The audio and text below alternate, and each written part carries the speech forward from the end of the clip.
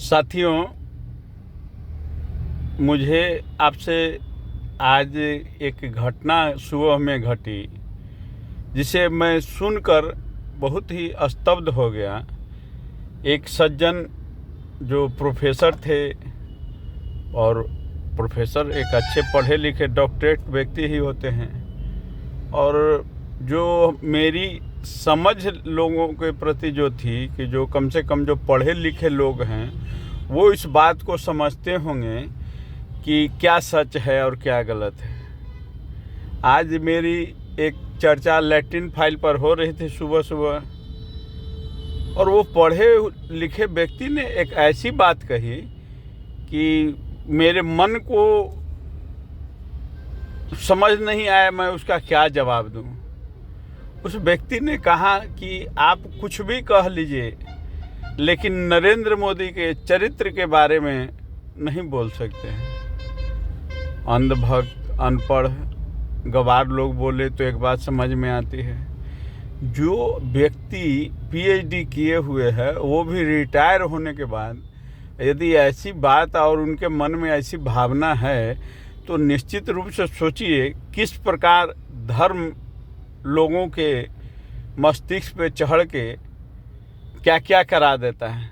अब इन बातों से मुझे लग रहा है कि जो आतंकवादी हैं उनको किस तरह से धर्म के नाम पे मानसिक पागलपन की ओर ढकेला जाता है। और हम कहते हैं कि अनपढ़ है, गरीब है, जाहिल है, और वो आतंकवादी बन जाता है। पढ़े लिखे लोग भी अभी हाल में ही देखे कि जो मुसलमान लोग डॉक्टर थे, वो लोग मतलब दिल्ली में आतंकी घटना को अंजाम दिए।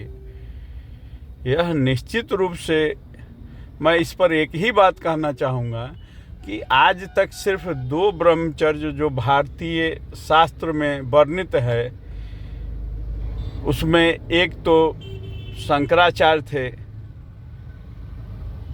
आदि शंकराचार्य जो हैं वो अभी बेचारे जिनका सर्टिफिकेट मांगा जा रहा है वो नहीं, जो आदि गुरु शंकराचार्य थे वो मतलब ब्रह्मचर्य थे। और दूसरे ब्रह्मचर्य का नाम है स्वामी विवेकानंद जी। इन दोनों के अलावे आज तक कोई ब्रह्मचर्य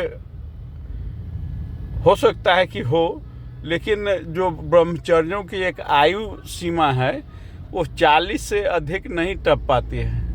अगर वो 40 से अधिक आयु का कोई भी व्यक्ति है तो इसका मतलब वो ब्रह्मचर्य नहीं हो सकता, ऐसा हमारे शास्त्रों में वर्णन है।